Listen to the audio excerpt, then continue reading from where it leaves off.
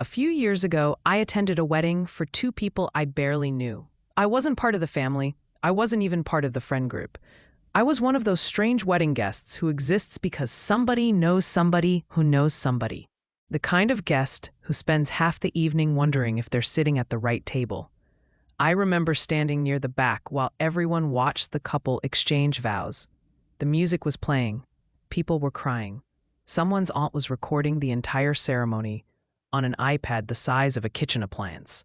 And somewhere in the middle of all this, I found myself thinking, maybe I want to get married someday, which was odd. Not because marriage was impossible, because I hadn't seriously thought about marriage in months. The thought had been sitting quietly in some forgotten corner of my mind, collecting dust. Yet there it was, suddenly feeling important, suddenly feeling obvious, as if I'd been secretly longing for it all along. Then a few months later, I attended a funeral, and something equally strange happened. Driving home afterward, I called people I hadn't spoken to in ages. I remember looking out the window and feeling overwhelmed by things I normally ignored. The sky looked different. The trees looked different. Even the traffic seemed strangely beautiful. For about 24 hours, life felt precious, and then it faded. I went back to worrying about emails, back to procrastinating things that mattered, back to treating tomorrow like an unlimited resource, which made me wonder. Were those feelings real? Was I genuinely inspired by the wedding? Did I truly appreciate life more after the funeral? Or was I simply being emotionally manipulated by the atmosphere? For a long time, I assumed the answer was the second one. That weddings make people sentimental the way perfume commercials make people think they're about to fall in love. But I'm not sure anymore, because these emotional shifts happen everywhere. People watch a documentary about someone climbing mountains and suddenly want adventure. They spend an afternoon around ambitious people and suddenly want to change careers. They attend a baby shower and start imagining children. They spend time with artists and suddenly want to create things. They leave a retirement party wondering where the years went. Human beings are strangely absorbent. We soak up emotional realities from the environments around us, which is slightly concerning when you consider how much time we spend on social media. No wonder some days we wake up wanting to start a business, and by dinner we're convinced we should move to a cabin and raise goats. The mind is constantly collecting emotional clues about what matters. And most of the time, we don't notice it happening. What's fascinating is that these moments often reveal desires we already had. A wedding doesn't usually install the idea of love into someone. A funeral doesn't invent gratitude. They seem to uncover things that were already there, hidden beneath routine, because routine has a strange effect on human perception.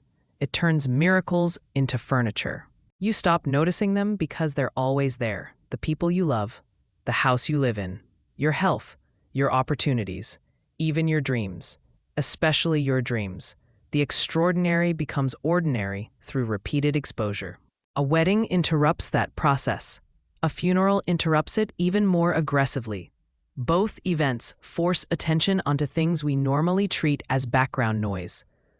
One points toward beginnings, the other points toward endings. And human beings become surprisingly reflective whenever beginnings and endings appear. I used to think weddings were mostly celebrations. Now I think they're also mirrors.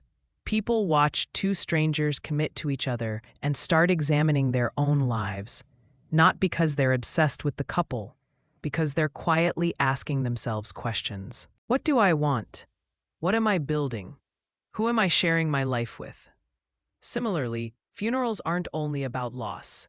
They're mirrors too, maybe harsher mirrors, but mirrors nonetheless. They force us to see time, and time is one of those things that's easy to ignore until it suddenly isn't. The strange thing is that neither weddings nor funerals actually change reality. Nothing about your life is different when you leave. Your responsibilities remain, your relationships remain, your problems remain. The only thing that changes is perspective, and perspective is far more powerful than we usually admit. I've noticed this in myself. Sometimes I think I'm confused about what I want. Then I spend time in a particular environment, and suddenly everything feels clear. At first, I assumed clarity had arrived. Now I suspect something else happened. The noise disappeared for a moment. The desire was already there. The event simply gave it a microphone.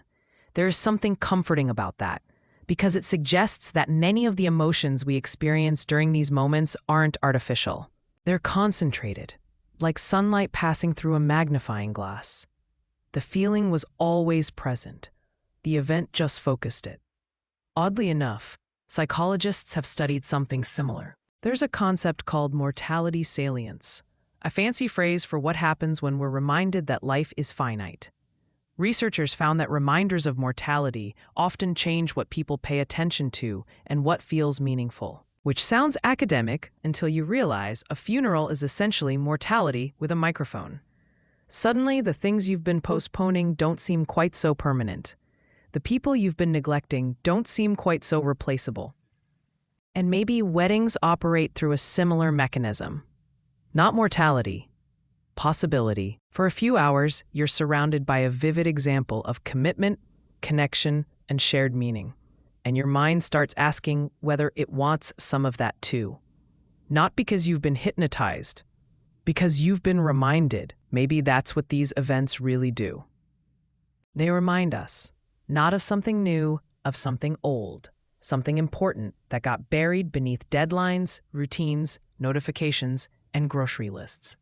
The problem is that the reminder rarely lasts. By Tuesday morning, you're back to normal, which used to make me think these moments were meaningless. Now I'm not so sure. A lighthouse doesn't guide ships because it shines forever. It guides them because it shines long enough. Maybe these emotional moments work the same way.